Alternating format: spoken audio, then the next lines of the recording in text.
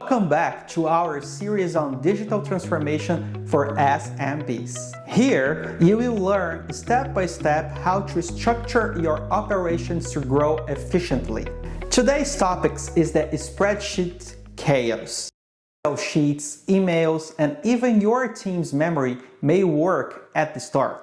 But as clients, tasks, and documents grow, it turns into a real bottleneck. A contract that was never sent, a forgotten service order, a missed deadline. These small errors cost money.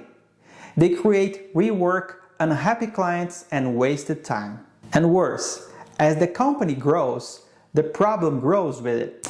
Hiring more people won't solve it if the process is disorganized. Scalability gets blocked, the team's burned out, and the company loses money.